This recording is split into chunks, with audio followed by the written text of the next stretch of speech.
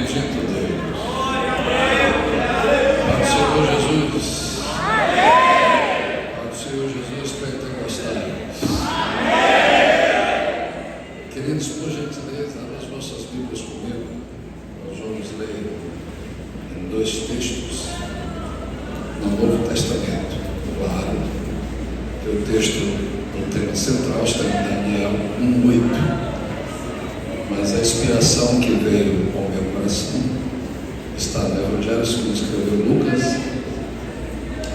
capítulo de número 13, versículo de número 6 ao versículo de número 9. Depois nós vamos para a segunda carta, escrita por apóstolo Paulo ao evangelista Timóteo.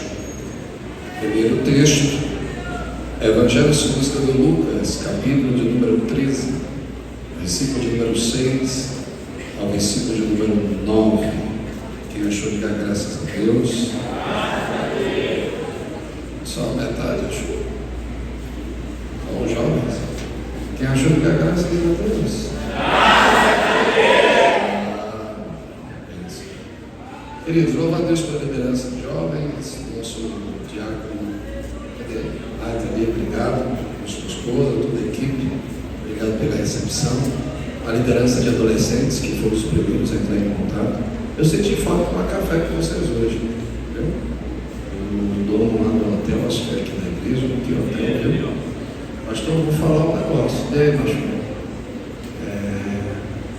aqui é interior, mas perto para outra capital. Quarto muito bom, café da manhã hoje eu comi com os coisas misturadas para um bocado de coisa. Foi forte, viu? Deus abençoe, tá? Crianças e adolescentes. Senti falta, mas acho que vão juntar com a gente, né? Para tomar açaí comigo. Deus abençoe. Pedrosa, muito bom adorar Jesus contigo. Muitos anos, fico muito feliz que a chama nunca para no nosso poder. O pastor presidente, Deus abençoe. Obrigado pela recepção maravilhosa que o Senhor nos dá graça. O pastor Rafael, que é o vice-pastor, parece que teve um acidente hoje. Que Deus dê livramento aí. Deus abençoe. Obrigado pelo carinho e a recepção. Ao presbítero Otoniel, é isso? É isso? Pense no cara, gente fina. Depois nós passamos uma tarde junto. Ontem eu me empolguei com eu não sei se foi a farinha ou se foi a espinha. Eu quebrei 2 dentes. Aí eu cheguei, me empolguei tudo com açaí, eu quebrei os dentes. Aí quando eu cheguei, eu falei, rapaz, vocês têm algum dentista aqui? Ele falou, rapaz, tu falou com a pessoa certa. Eu falei, pera assim, mas tu mexe com madeira e tu é dentista ao mesmo tempo. Levou lá, hoje foi 1h30, mas ele foi um anjo de Deus na minha vida. Deixa a pessoa, meu filho, ao moço que cantou, que pensa, continua investindo no seu ministério, tá bom? Vamos lá, queridos, essa juventude bonita, Deus abençoe, que legal, tomando, orando ao Senhor com muita alegria. Evangelho segundo escreveu Lucas, capítulo número 13, versículo 6 a 9. Diz o texto sagrado: e dizia esta parábola: um certo homem tinha uma figueira plantada na sua vinha, e foi procurar nela fruto, e não achou. E disse ao vinhateiro: eis que há 3 anos venho procurar fruto nesta figueira e não acho. Cortai-a. Olha essa pergunta: por que ela ocupa ainda a terra inutilmente? Respondeu ele e disse: Senhor, deixai este ano até que o escada esteja.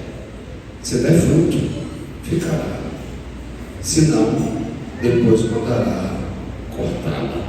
O povo paraense é um povo educado, um povo ordeiro. Então, por favor, repita após mim. Porque ela ocupa ainda a terra inutilmente. Vamos para a segunda carta escrita por apóstolo Paulo ao jovem evangelista Timóteo, capítulo de número 4. Versículo de número 9, versículo de número 9, 10 e o versículo de número 11. Diz o texto sagrado: procura vir ter comigo depressa, porque Demas me desamparou, amando o presente século, e foi para Tessalônica. Crescente para Galácia, Tito para Dalmácia. Versículo 11: só Lucas está comigo. Toma Marcos e traz contigo, porque é muito útil para o ministério. Repita após mim, porque é muito útil para o ministério. Pode sentar, queridos, Deus abençoe de uma forma toda especial. Ao nosso Deus honra, ao nosso Deus glória, ao nosso Deus louvor. Confesso a vocês, e abrindo meu coração, que a total dependência que eu tenho de Deus é que ontem eu fui desafiado ao Senhor a ter discernimento concernente o culto de ontem. E Deus confirmou no final do culto a manifestação da sua graça. E ontem, a temática, podemos dizer que foi um sermão temático, que foi a necessidade de avivamento. Hoje, eu vou novamente, aqui é perceptível uma igreja que tem cultura bíblica, que não é só o conhecimento bíblico, mas o conhecimento teológico e a interpretação hermenêutica. Estarei explicando os dois textos e vamos abordar o assunto nesses dois textos, que é exposto pelo tema e que se aplica no capítulo 1, versículo 8. É um texto referido a muitos, gostaria de sua atenção, e a síntese interpretativa é bem clara. Já já os irmãos deram o som, o toque, para vocês fazem um fundo musical. O livro de Daniel, ele tem dois tempos de interpretação. Quantos tempos de interpretação? Dois. Temos o tempo de biográfico e temos o tempo escatológico. Escatológico é aquilo que vai se cumprir na pessoa de Cristo e depois de Cristo. Tempo biográfico é o período da geração que foi para o cativeiro na manifestação da experiência biográfica dos quatro personagens principais, Sadraque, Mesaque e Abednego, e o principal, Daniel. E o início do compromisso de Daniel foi falar consigo e com seus irmãos.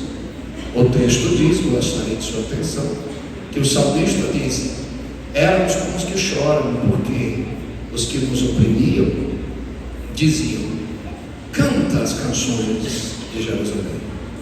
Mas nós estávamos indo com os presos, correntes da cintura ao pescoço, e colocamos os nossos salteiros nas árvores e não tínhamos razões para cantar. É a geração do cativeiro. Chega Daniel, ele não tem as três principais inspirações da sua identidade de fé e pátria. Primeiro, família. Segundo, ambiente cultural.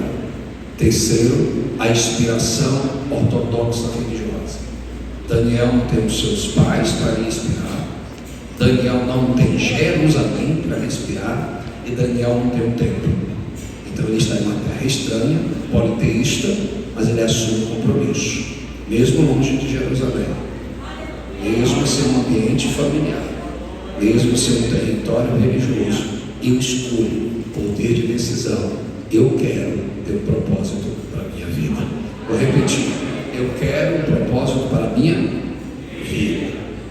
Mas pastor, o senhor está falando sobre Daniel, mas deu lá em Lucas e também na segunda carta de Timóteo.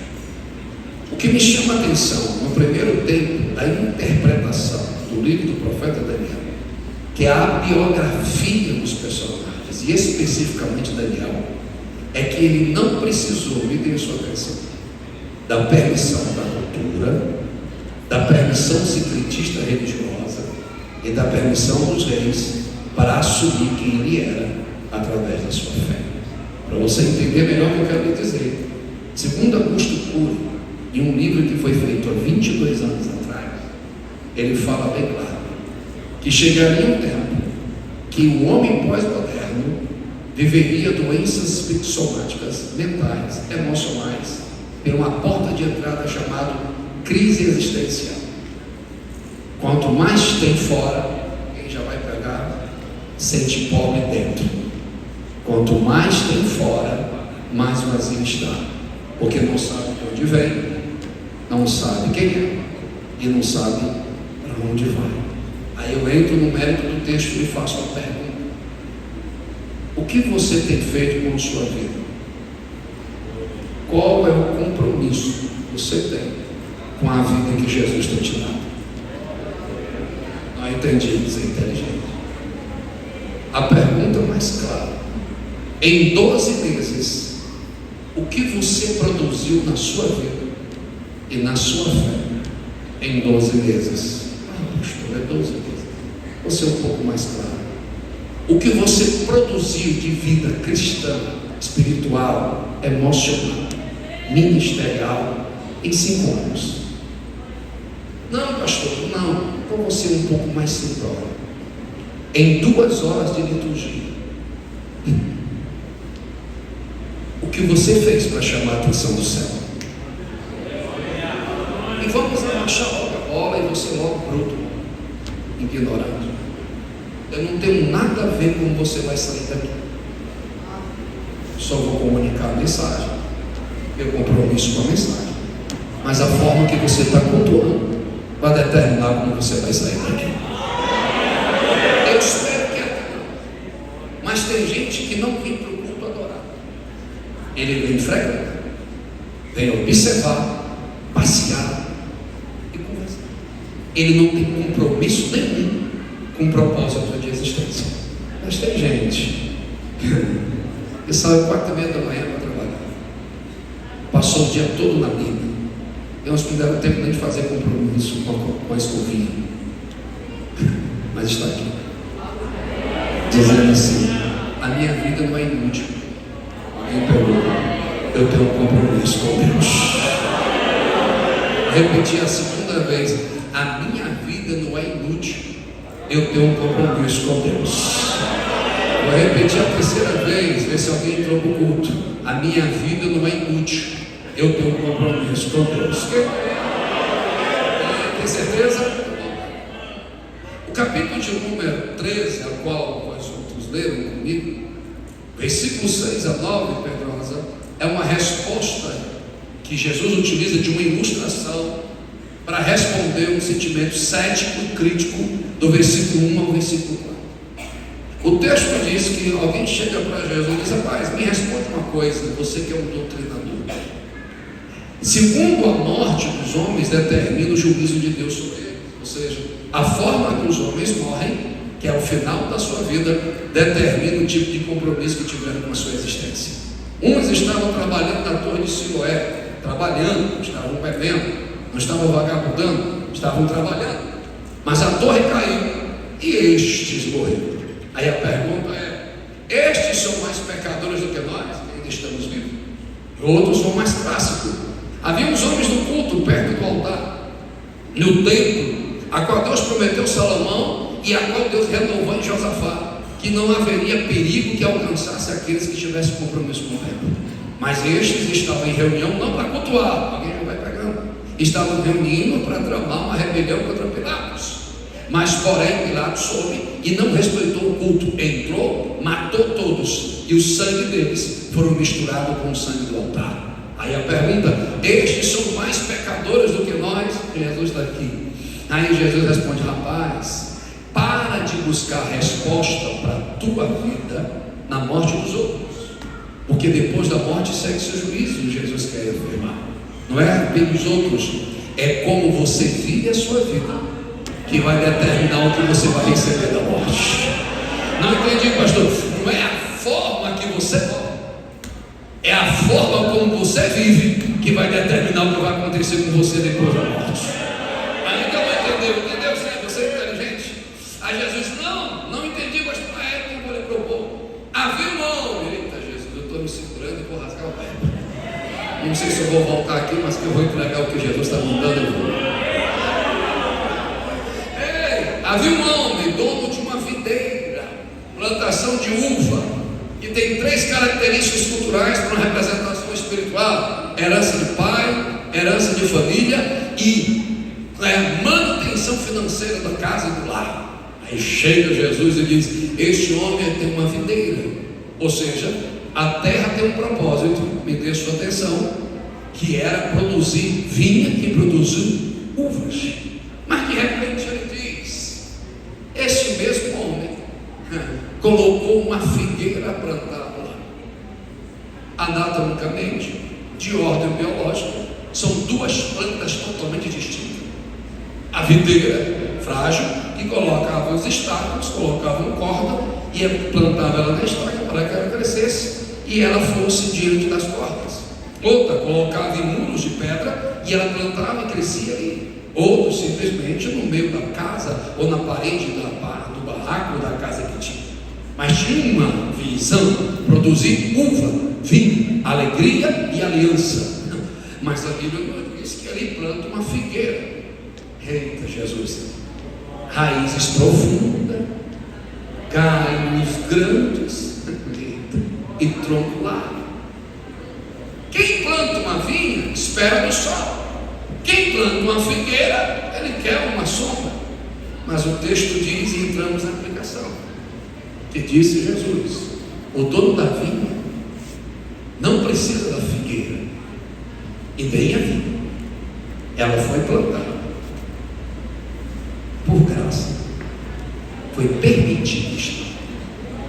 E o texto diz, você já sabia, filho, que o dono da vinha, que não precisa da figueira,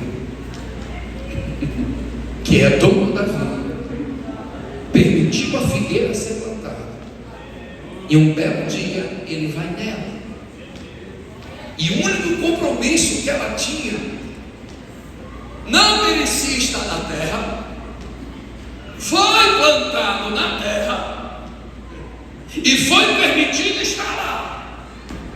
E a única coisa que o dono da vinha foi procurar na figueira, não foi raiz, não foi tronco e nem foi galho, foi fruto. Aleluia. Não entendi. Entendeu? Vou perguntar novamente: qual é o seu compromisso com a vida que Jesus te deu? O que você tem feito com os talentos e a graça que Ele te deu? E como pastor que dirige igreja desde 1999 e pastor regional de 16 igrejas, eu tenho autoridade para dizer nesse ponto: o que você tem feito com o ministério que Jesus te deu?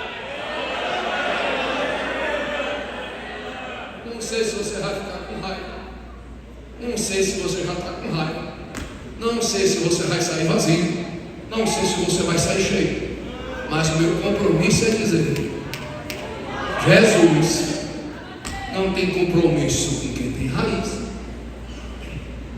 nem tronco, nem galho. Ele tem compromisso com quem tem fruto.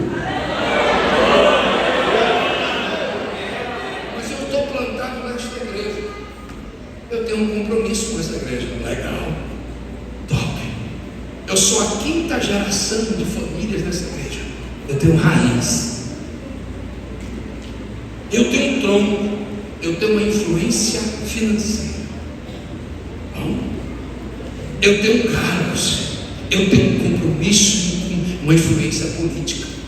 Tudo bem, porque os homens vão olhar para a figueira: eita como ela é grande, eita como ela tem tronco, eita como ela tem galho. Mas o Senhor da terra não está nem aí para a sua raiz, não está nem aí para o seu tronco, e não está nem aí para o seu cargo. Ele quer que você pare de ser frequentador de igreja e comece a ser igreja, a produzir a obra de Deus. Que veio? Aí ele traz, veio não. Deixa eu ver se eu me conectar a você. Eu tenho 9 dias para entrar no microfone. Pega na mão de alguém, abre os olhos. Já subiu a alegria? Já subiu a alegria? Sorrindo, você está com medo de crer. Olha nos olhos e diga: o que você tem feito com a vida que Jesus te deu? Se é uma parábola que tem mestres, teólogos, professores, então nós entendemos que a metodologia de ensino de Jesus exposto na parábola é usar aquilo que é físico para uma representação espiritual. Então é símbolo. Videira é quem? Vamos lá. Dono da vinha é o Rei dos Reis, Senhor dos Senhores, Deus. Quem é a videira? Alguém está no culto? Videira é um símbolo de Israel, um símbolo de herança, que Isaías diz: é Israel, tu és a videira. E o Salmo diz: tu és aquele que foi separado para ser a vinha do Senhor. Ou seja, videira é a representação de sacerdócio, de ministério, aqueles que foram separados para servir a obra. Alguém está no culto? Mas sacerdócio. Israel começou a produzir uvas verdes, ou seja, não tinha sentido para o culto, não tinha sentido para o propósito, entrava e saía do mesmo jeito. Aí ele rejeitou e ele transfere esse sacerdote para alguém. Para quem? Aí se você não dá glória, o problema é seu. Mas está lá em João capítulo número 15 que Jesus vai dizer: eu sou a videira verdadeira e o meu Pai. Então quem é o sacerdote da igreja? Jesus. Quem é o dono da igreja? Jesus. Quem é o Senhor da obra? Jesus. Quem é o Senhor do ministério? Jesus. Mas tem gente, porque tem raiz, quer ser dono da obra. Tem gente, porque tem tronco, quer ser dono da obra. Tem gente que tem carne, quer não. Jesus vai operar nesse mundo do jeito que ele quer, da maneira que ele quer, porque o que você tem chama de seus nomes, mas é.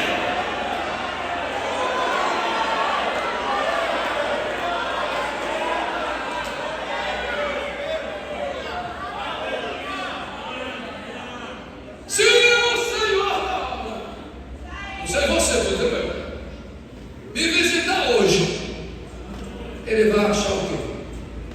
Só raiz, só tronco, só galho. Mas ele não quer isso. Vou fazer uma pergunta para o povo aqui, acho que é educado, não vai me responder. Ele quer o quê?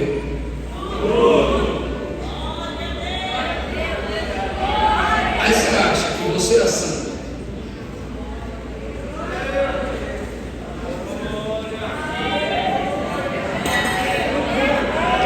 Vai chamar a atenção do Senhor da vida?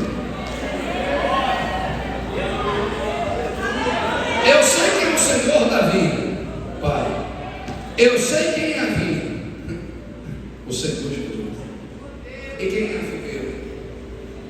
Eu e você. Então qual é o nosso compromisso? Dá o quê? Aí ontem Deus operou, mas eu vou rasgar o pé. Tem gente que depositou nos líderes, num pregador, a total responsabilidade de manifestar glória. Aí tomar banho, a gente ora, jejua, mas chega num ambiente com todo mundo brigando. Aí quer que a glória de Deus se manifeste. Aí chega num ambiente agora que eu estou querendo pregar e tem gente que está com o coração fechado, com um sentimento antagônico, com a cara de delegado, ainda quer que a glória de Deus se manifeste. Aí culpa do pregador, não, meu filho, eu não estou aqui para plantar bananeira para você glorificar. Eu não estou aqui para roubar, mas eu estou pregando palavra. Se o teu coração tiver perto da palavra, aí não vai glorificar. Alguém está me entendendo aqui? Quem está no mundo aí?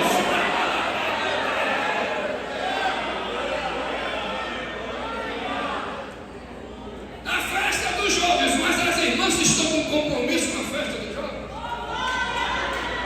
A festa dos jovens, os obreiros jejuaram e oraram e tiveram compromisso com a festa dos jovens. Não me responda. Os jovens ontem estavam na festa dos adolescentes. Toda a igreja teve compromisso espiritual com a festa dos adolescentes? Não. Aqui não estão para disputar quem vai ter um culto melhor, quem vai ter o dia melhor, quem vai ter um pregador melhor. Só tem um que merece a glória dele.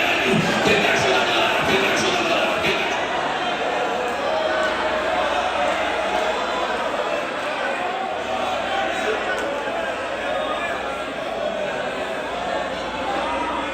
Olha para a pessoa do outro lado. Eu já vou aplicar o segundo texto. Pai, não deixa de ignorância, para de antagonismo.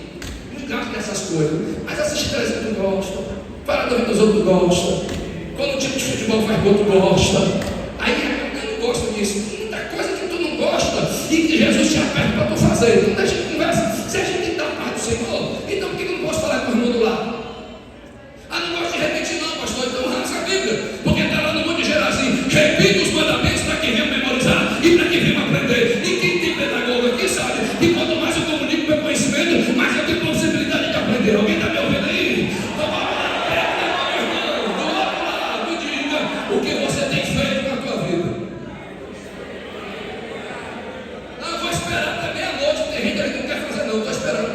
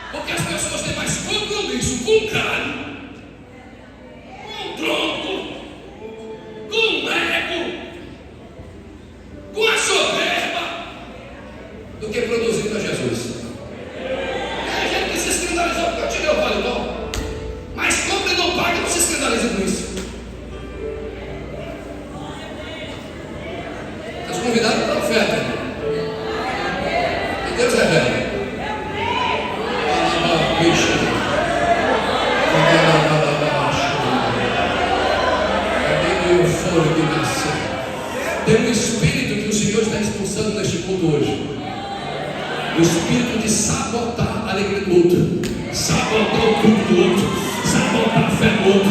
Mas onde tiver uma adoradora na guerra comigo, está sendo expulso pelo poder do nome de Jesus. Se tiver dois pentecostais, eu sou o primeiro, cadê o segundo?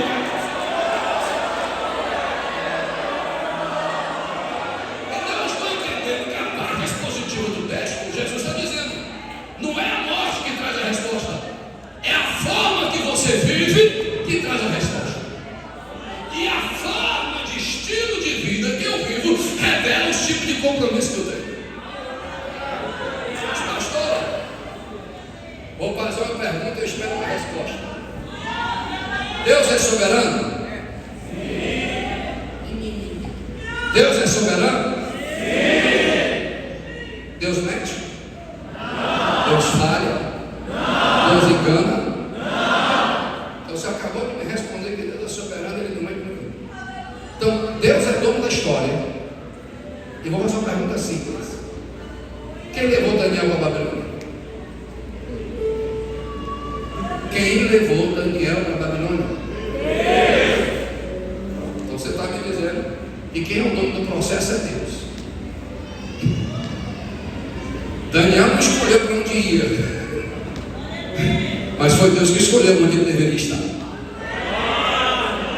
Mas quem tem? Daniel não teve o poder de escolha para sair de Jerusalém. Daniel não teve o poder de escolha para estar em Babilônia. Mas Daniel, é possível que o povo vai entender, teve o poder de escolha para saber com quem ele tinha compromisso.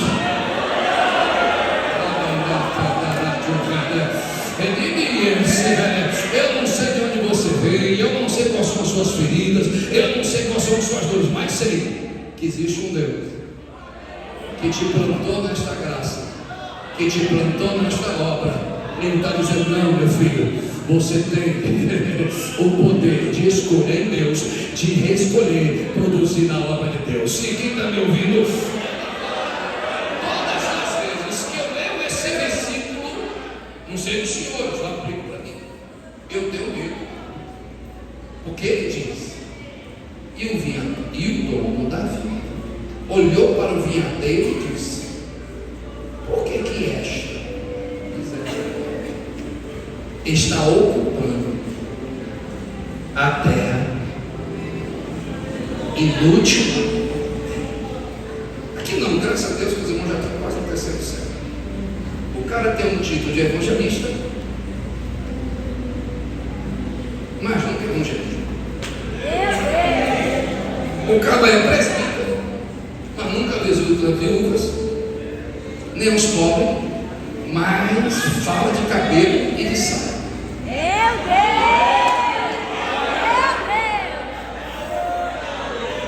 Graças a Deus que aqui não, né? Louvado seja Jesus. Mas tem uns que essa cadeira é o trono. Aqui é o termômetro da superioridade de vida. Aí tem uns que estão aí no meio dos jovens.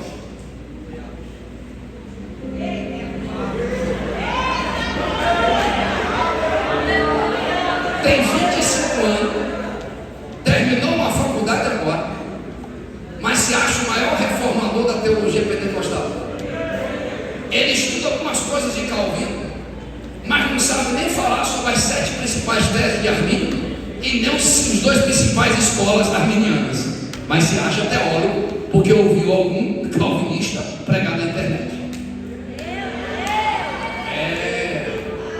É um replicador de filosofia dos homens, um papagaio sem identidade. Mas ele quer ser juiz com 25 anos, de homens que têm 50 anos de ministério.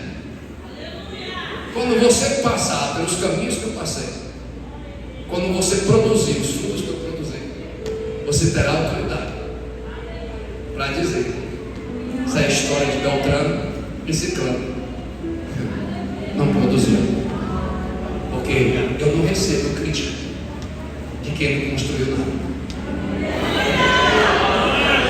Eu recebo crítica de quem construiu, de quem produziu e de quem faz. Cadê a geração que tem compromisso com Deus? Levante as duas mãos ao céu, por gentileza, e com 30 só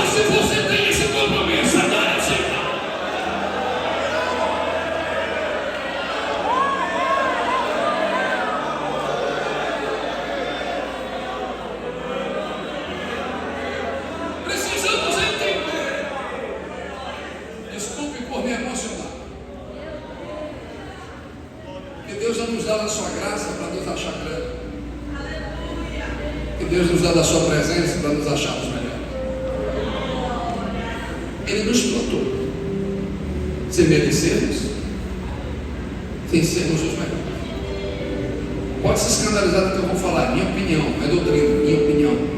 Deus sempre escolhe os piores. Deus sempre escolhe os improváveis. Aleluia. Mas o texto diz que foi Ele que plantou. Então Ele sabe quem Ele planta, Ele sabe quem investe. Ele está ocupando há 3 anos a terra inutilmente. Vou arrancar. Aí nós vamos reagir. Acho que você está com raiva de mim. Mas o vinhateiro, que conhece a vinha, que trabalha na vinha, o que Jesus quer dizer? O Espírito da verdade, que o mundo não pode receber, aquele que intercede por nós com gemidos inexprimíveis. O vinhateiro vai dizer: Senhor, deixa. Pode acontecer que existam algumas crises, algumas coisas do homem que o impede de não ter o compromisso de hoje e não lhe impede, e o impede de não enxergar o amanhã. Então me dá um tempo, deixa eu cavar, deixa eu mexer onde ninguém mexe, deixa eu enxergar aonde ninguém enxerga. Tem gente que chegou neste culto hoje arrastado, com a carne gritando, os desejos afora, os traumas sufocando. Aleluia. Eu acho massa quando o culto está conectado. O cantor começou, ele não desiste, ele não abre mão. Se fosse eu já arrancava todo aquele que ocupa a terra inutilmente. Mas graças a Deus que eu não sou dono da vinha.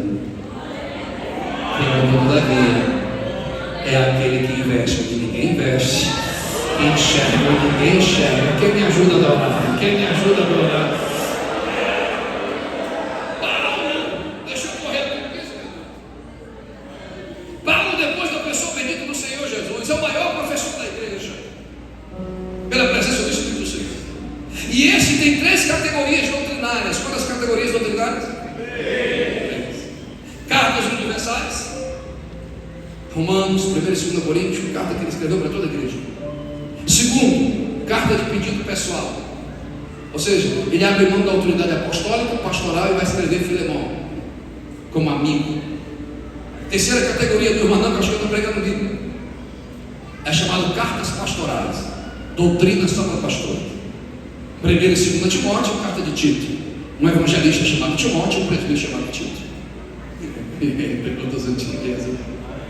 E o interessante é que ele não escreve para um cara forte fisicamente, e nem escreve para alguém que tem herança patriarcal de tribo. Ele escreve para um cara que é filho de um grego e que é criado pela avó e pela mãe. E ele cria e escreve sobre compromisso com a doutrina. Cuide de ti, cuide dessa doutrina e cuide daqueles que você tem, porque é o Senhor que chamou para isso. Mas a que me chama a atenção, vem comigo. Qual é a sua mensagem, pastor Márcio, em 15 minutos? É aqueles que têm compromisso com o propósito da sua existência. Ei, Timóteo, eu estou preso e a minha sentença já foi determinada. Eu serei derramado como libação. Estou velho, cansado, mas eu cumpri a minha carreira. Eu guardei a fé e com certeza a coroa da vida eterna está me esperando.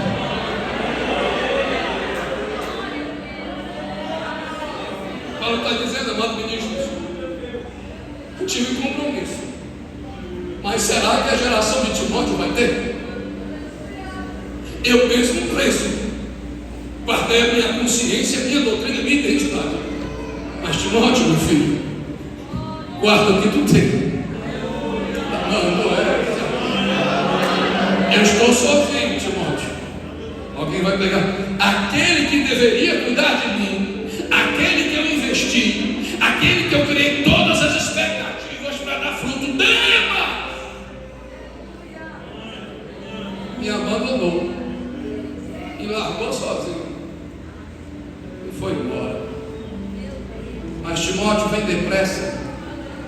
que um que não nasceu judeu, é possível. Um que não tem herança sanguínea tribal, um que é só uma figueira plantada. Mas Lucas, cientista, que a gente pensa que você tem que ser abestado, acadêmico, grego, médico, poderia ir, porque eu sou Paulo velho, mas Lucas teve compromisso de permanecer comigo todos os dias. Eu tenho uma palavra de Deus para alguém que vai receber. Os pastores da antiga guarda estão passando. Se eu tenho o quê? 60 anos? 71? Está conservado, tio. O açaí está te fazendo bem no amor da mulher, né? Uma geração está passando. E parece que Jesus escolheu levar os melhores. Tem uns endemoniados aí que não foram. Mas o meu medo, com 45 anos, eu fico num grande desafio. Essa geração de 60, 70 é a geração da Bíblia de capa de papel, como de compromisso de oração e de evangelização. Mas tem outra geração de 20, 25 e 30, geração do tablet, do smartphone, das nuvens. Eu nem estou nessa aqui de 60 e nem estou nessa aqui de 30. Eu estou no meio. A pergunta é: a compromisso dos 60 anos, 70 cumpriu, a de 30 ainda vai cumprir, porque ainda não fez a caminhada. E eu e Pedrosa estamos no meio. E o nosso compromisso é dizer: ó Deus, uma geração passou, mas deu fruto, mas essa geração está chegando. Deixa a gente investir nela. Alguém pegou? Deixa a gente cavar nela. Como assim, pastor? Ainda não entendeu? Timóteo, vem. Demas, quem deveria assumir o compromisso, desistiu. Trocou o propósito pelo século. Olha para cá. Mas vem depressa. Aleluia. Mas não vem sozinho. Traga alguém.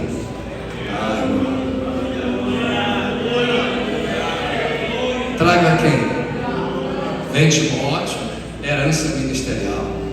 Lucas já está, mas vem com alguém que este é útil para o ministério, e o nome dele é Marcos.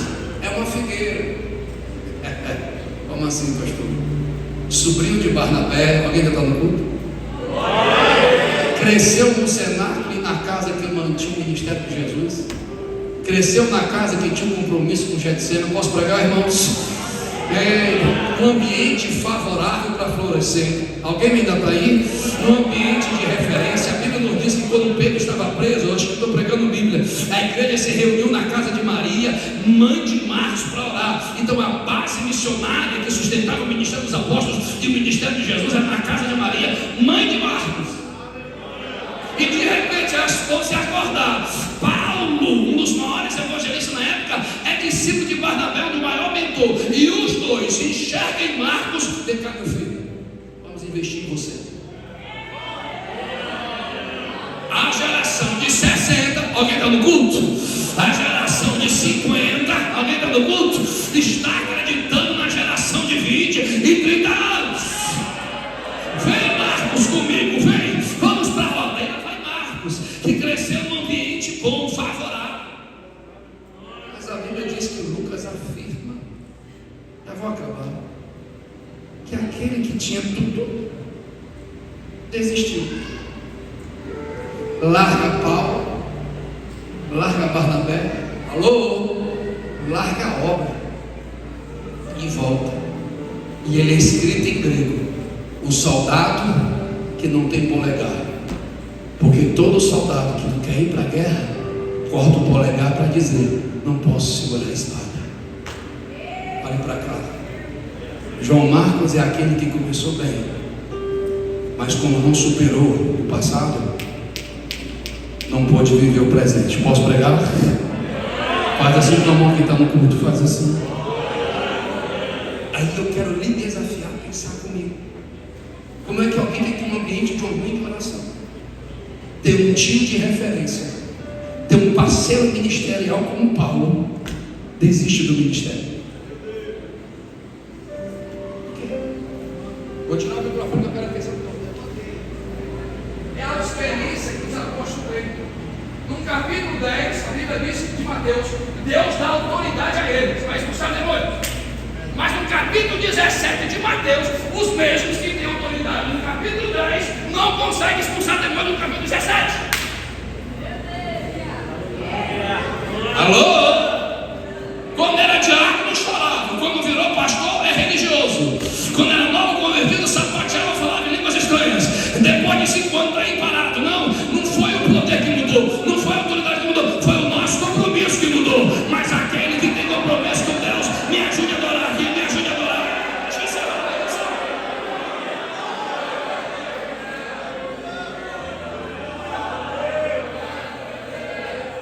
Certas experiências que estão no Evangelho, já vou concluir.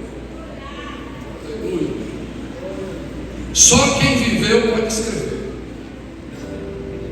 João diz: havia um discípulo que deitava no peito de Jesus, porque era João que estava vivendo. Acho que alguém vai pegar. E disse Marcos, escrevendo as memórias de Pedro, pois o mesmo Pedro diz, e Marcos é o meu pastor auxiliar em Roma. Ele diz no capítulo 14 que na noite que Jesus foi preso, um menino acorda, nu, sai com o lençol, curioso para saber que barulho era aquele, porque o barulho que ele cresceu foi de oração no Getsemane. O barulho que ele cresceu foi dos cultos no cenáculo. 3 anos de ministério de Jesus é a mudança entre a infantilidade e a adolescência. Os sonhos que ele ouviu era isso. Alguém acorda, mas de repente um som diferente se manifesta. Ele levanta, ele vai ver o que? O cenáculo, que era oração, se tornou gritos de medo. O Getsemane, que era adoração, se tornou espadas e porretes.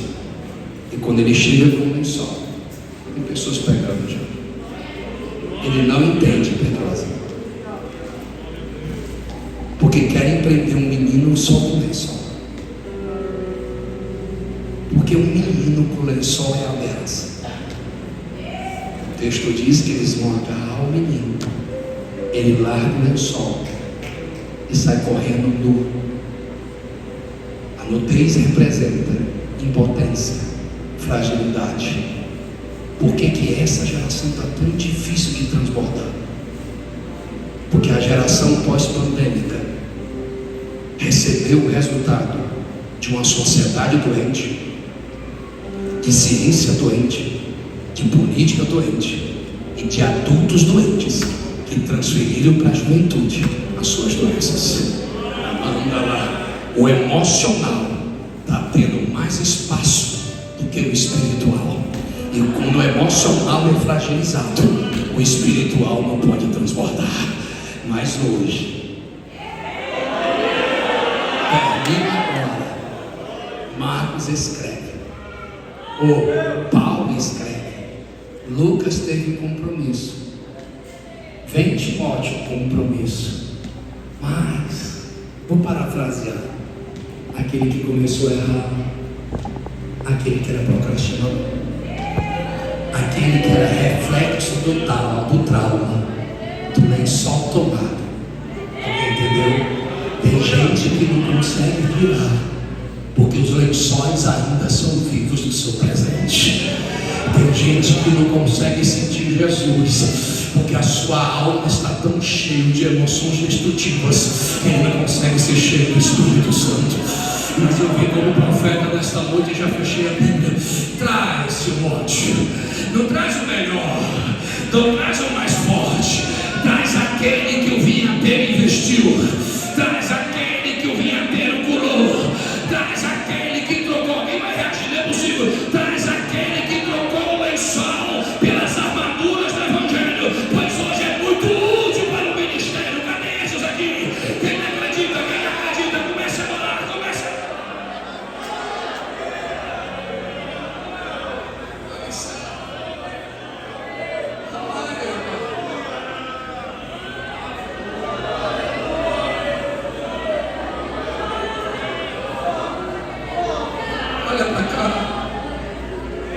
Olha o que o Espírito Santo está mandando a pergunta. Qual é o lençol que está te pedindo de produzir?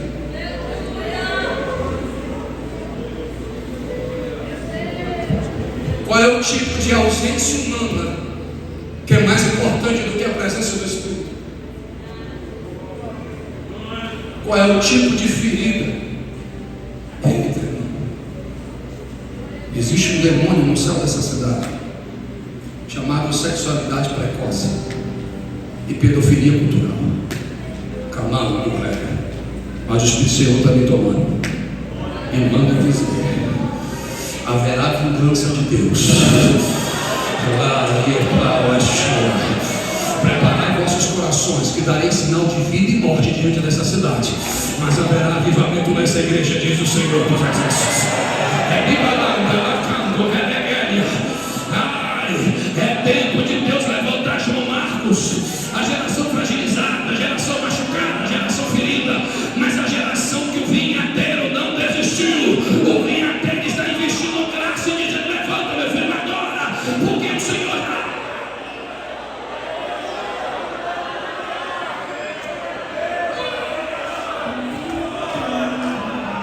Olha, eu estou ouvindo barulhos, pastor Smith, de espada banhadas saindo das bainhas. Eu estou ouvindo as espadas dos anjos cortando correntes de rebélia, espírito de cativeiro depressivo, espírito de suicídio no meio da juventude. Eu venho contra ti no poder do sangue de Jesus. Cadê os guerreiros dessa igreja? Cadê os guerreiros que iam na guerra? É vida lá que vai a chama da areia, a balabala e rebia o faia.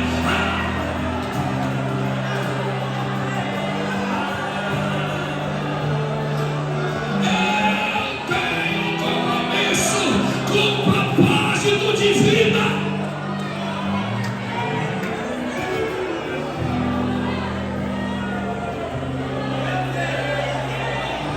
Não posso morrer. Ele investiu. Não posso desistir. Ele investiu em mim. Não posso recuar. Ele investiu em mim. Quando os meus lençóis. Ei, pastor Rafael, o livramento foi grande. O teu adversário queria martelo. Amando, velho. Nesse ponto eu assumi um compromisso de batalha espiritual ontem. O teu adversário queria te parar hoje, mas o Senhor está te revestindo. E anota a unção de hoje, porque um novo tempo de Deus chega para a tua vida, diz o Senhor dos Exércitos. Eita, Jesus, se tiver dois que não são mais escravos de uma vida inútil, que não são mais escravos de traumas, de lençóis tomados, se tiver dois que escolhem as armaduras em vez dos lençóis, você vai sentir o que eu estou sentindo. Eu sou o primeiro, cadê o segundo? Cadê o segundo? Cadê o segundo? Sozinho em Babilônia, Daniel. Não tem paz, não tem sacerdote. Sabe o que me incomoda? Eu prego o Evangelho desde 17 anos. São 20 países em todos os estados dessa nação. 3 semanas atrás, 8 mil pessoas pregando no Goiás. Rondônia, 15 mil no evento.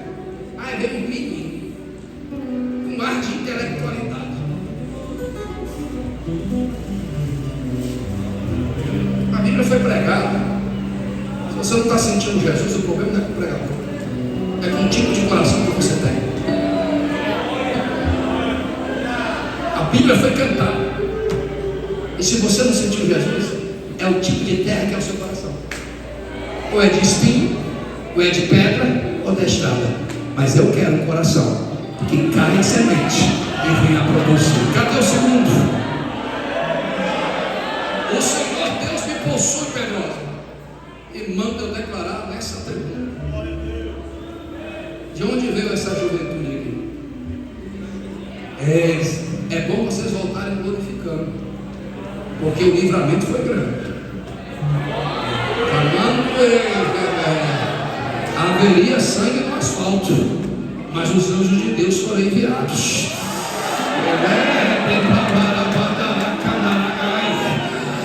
Tem gente que veio de um jeito, está do mesmo jeito e vai sair do mesmo jeito.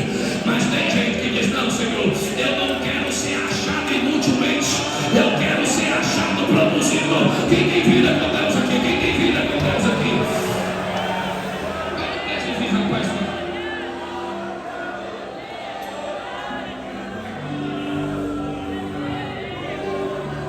vai sair daqui. Vem cá, meu filho. Vou passar para o Pedro, ele vai ministrar, só dá com ele. Assim diz o Senhor dos Exércitos: não é em vão o trabalho de nossas mãos, não é em vão a luta correta, não é em vão o compromisso, mas diz o Senhor: está na hora de parar de dizer que não pode, não consegue e que vai ser teu último ano. E a gente levanta quem quer, usa quem quer e faz da forma que quer. Eu preciso de 2 obreiros cheios do Espírito Santo nessa tribuna aí, tem? Vem o primeiro, cadê o segundo? Coloque a mão sobre ele. E esses 2 obreiros representam o que tu pediu hoje: graça, e força. E Ele te dá graça, e Ele te dá força, diz o Senhor dos Exércitos. Recebe o retorno de Jesus agora. Cadê a igreja que não vai ser vencida pelas orações? Cadê a igreja que não vai ser achada inutilmente? Cadê a igreja que tem compromisso? Cadê a igreja que tem razão na terra? Nós estamos aqui, não cedendo a ti, nem a Deus.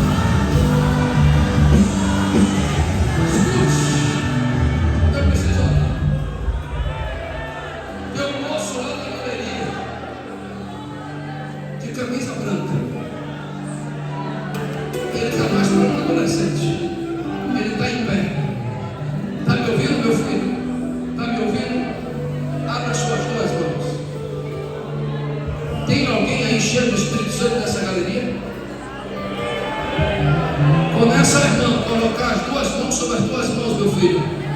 Aquela mão, a partir de hoje, tu serás ungido profeta de Jesus.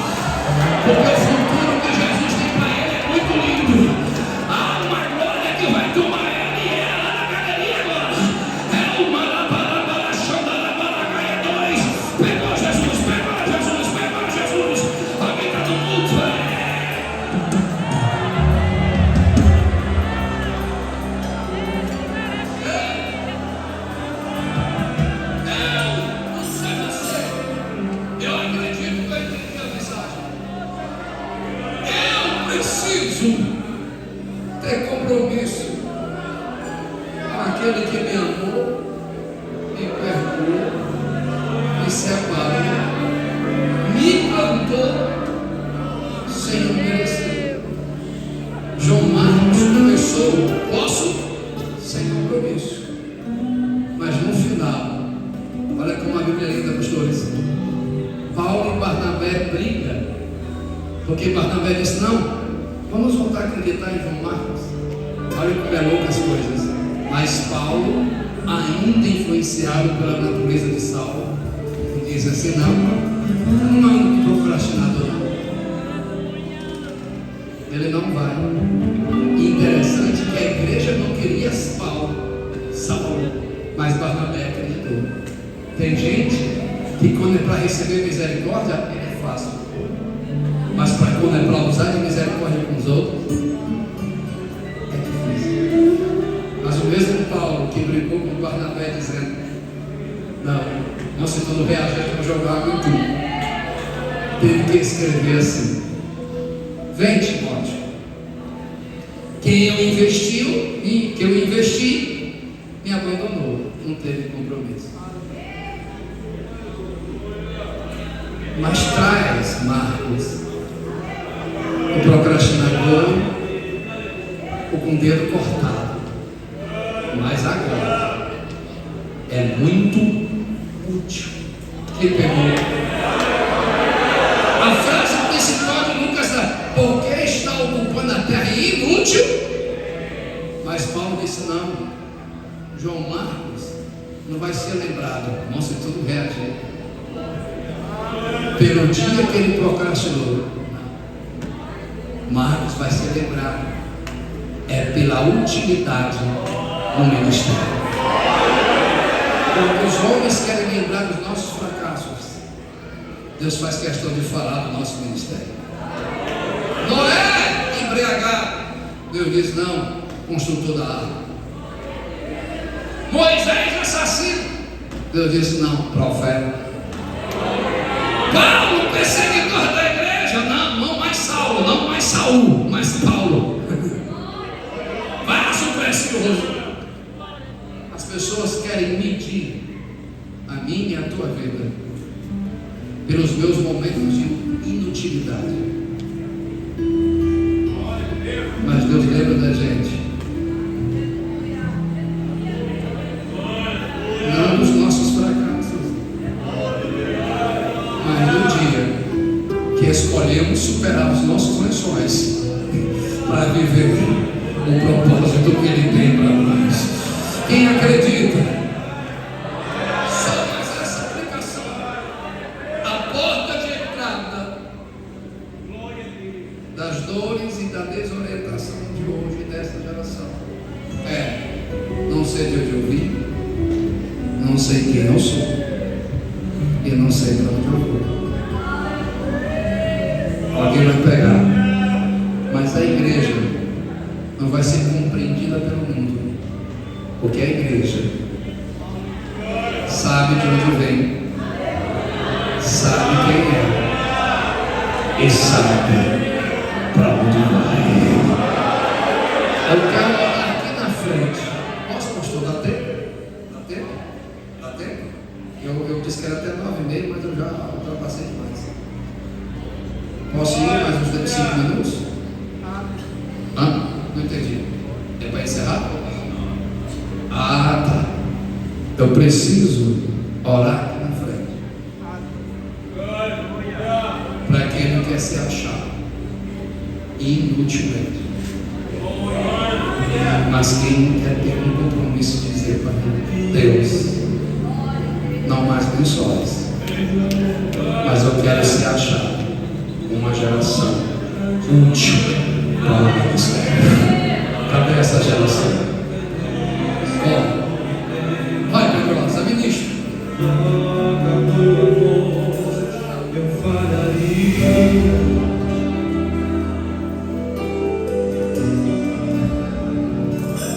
Pois o amor não se compra, nem se recebe. O amor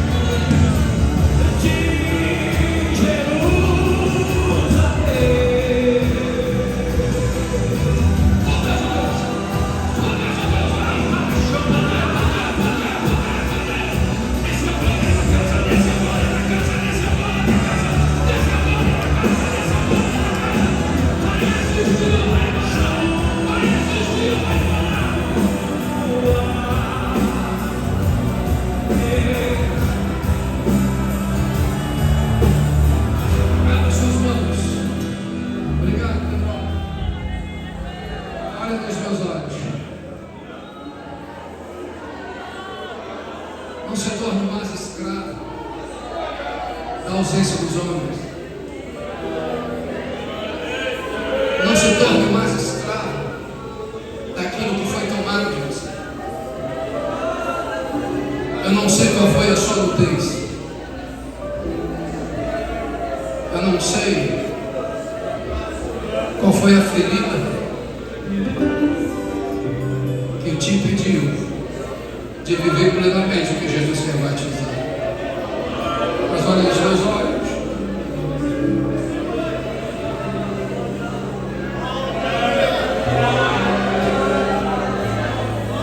Eu não estou olhando para uma geração inútil. Eu não estou olhando para uma geração fraca. Lá fora eu quero dizer que somos fracos porque acreditamos em Deus. Lá fora eu quero dizer que somos loucos porque acreditamos na cosmovisão do Evangelho. Mas aquela geração lá fora que diz que a gente é louco é uma geração mais inútil de todos os tempos. É uma inteligência pestificada. É a geração que diz que quebrou padrões, que quebrou paradigmas, a mais intelectual, mais cultural, eita, mais quebradora de tabus. Mas é a geração mais depressiva, mais vazia, mais suicida, mais totalmente triste e depressiva. Mas aqui tem uma geração que escolheu ser cheia do Espírito Santo. Abra suas mãos e ore em espírito comigo. Sobre as suas mãos agora há o lençol que você precisa superar. Sobre sobre as suas mãos agora. A rejeição, as ausências, os preconceitos, os racismos, as exclusões, tudo que é humano que diz, ela não pode produzir, ele não pode produzir. Mas quando eu disser, é a graça que te escolheu, você vai largar esse lençol no chão e vai se revestir das armaduras do Espírito Santo. Agora, o que na certo, Senhor meu Deus, a honra é tua, a glória é tua, o louvor é teu. Nada sou, nada tenho se não for a tua graça. Mas eu te peço agora, honra a tua palavra. Onde tiver um adorador, onde tiver uma adoradora que acredita que foi Deus que escolheu,